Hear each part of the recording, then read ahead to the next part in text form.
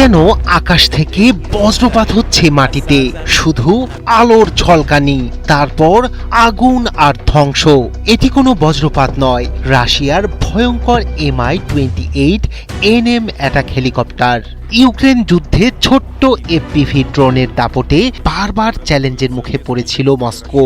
এবার সেই হিসাব চুকাতে নতুন রূপে ফিরে এসেছে এই হেলিকপ্টার। যুক্ত হয়েছে অত্যাধুনিক ইলেকট্রনিক ওয়ারফেয়ার প্রযুক্তি, যা শত্রুপক্ষের ড্রোনকে আকাশেই অকার্যকর করে দেওয়ার লক্ষ্য নিয়ে তৈরি। যুদ্ধের ময়দানে এটি শুধু নতুন অস্ত্র নয়, বরং রাশিয়ার কৌশলগত বার্তাও। প্রশ্ন একটাই, এই নতুন প্রযুক্তি কি ইউক্রেনের আকাশে যুদ্ধের সমীকরণ বদলে দেবে? আকাশে এখন শুধু যুদ্ধ বিমান বা ক্ষেপণাস্ত্রের লড়াই নয়, আধিপত্য বিস্তার করছে ছোট্ট এফপিভি বা ফার্স্ট পারসন ভিউ ড্রোন। মাত্র কয়েকশো ডলারের একটি ড্রোন মুহূর্তেই ধ্বংস করে দিতে পারে কোটি কোটি ডলারের সামরিক হেলিকপ্টার। ছোট আকার, কম খরচ এবং বিস্ফোরক বহনের সক্ষমতার কারণে এই ড্রোনগুলো এখন যুদ্ধক্ষেত্রে সবচেয়ে কার্যকর অস্ত্রগুলোর একটি।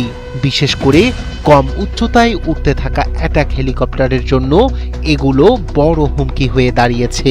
এই বাস্তবতা মাথায় রেখেই নিজেদের অন্যতম অত্যাধুনিক অ্যাটাক হেলিকপ্টার Mi-28 বড় ধরনের প্রযুক্তিগত পরিবর্তন এনেছে রাশিয়া। দেশটির প্রতিরক্ষা মন্ত্রণালয় প্রকাশিত সাম্প্রতিক ভিডিওগুলোতে হেলিকপ্টারটির নাক, ডানার দুটি প্রান্ত এবং লেজে নতুন ধরনের অ্যান্টেনা ও সেন্সর দেখা গেছে। সামরিক বিশ্লেষকদের ধারণা, এগুলো অত্যাধুনিক ইলেকট্রনিক ওয়ারফেয়ার বা ইউডব্লিউ সিস্টেমের অংশ।